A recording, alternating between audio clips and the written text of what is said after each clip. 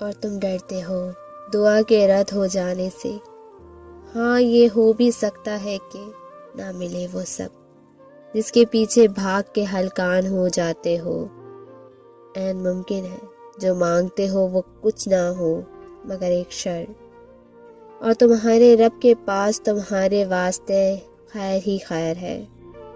اور یہ بھی ہو سکتا ہے نا، بدلتی دعائیں تقدیر، مگر کیا اگر بدل دے تمہارا دل تو، اور موڑ دے تمہارا دل تمہارے رب کی طرف، اور تم راضی ہو جاؤ اپنے رب کی رضا میں۔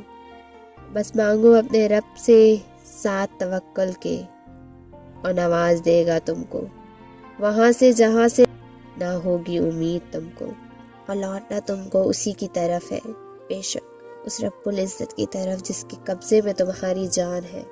ہمیشہ مجھ سے یہ سوال پوچھا جاتا ہے کہ وہ من پسند چیز پہ کن کیوں نہیں کہتا۔ ہم انسان ہیں نا، اس لیے یہ بات کبھی نہیں سمجھ سکتے کہ اس ایک لفظ کن کی کیا اہمیت ہے۔ یہ وہ لفظ ہے جس پر پوری کائنات بنا دی گئی، اور ختم بھی اسی لفظ پر کی جائے گی۔ سو اس لفظ کو کیا ایسے ہی کہہ دیا جائے؟ نہیں، وہ کن تب کہتا ہے جب وہ اپنے بندے کے لیے بہترین کا وسیلہ بنا دیتا ہے۔ اور کبھی کبھار وہ چاہتا ہے کہ میرا بندہ میرے لیے صبر کرے۔ کیا اس کے حق نہیں ہے کہ اس سے محبت جتائی جائے؟ کیا اس کا حق نہیں ہے کہ اس کے لیے تھوڑا سا انتظار کر لیا جائے؟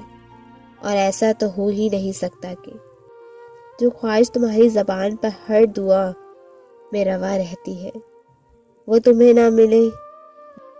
جانتے ہو وہ دعا کی توقع دیتا ہی جب ہے جب اس نے کن کہنا ہو، ورنہ تمہارے آس پاس کتنے ہی ایسے لوگ ہیں جو دعا بھی نہیں مانگتے، صرف یہ سوچ کر کہ خدا نہیں سنتا۔ تو اگر تم اس کے کن کا انتظار کر رہے ہو تو کیسے ممکن ہے کہ کوئی بندہ اس کی بارگاہ میں جائے اور وہ اسے سنے نہ؟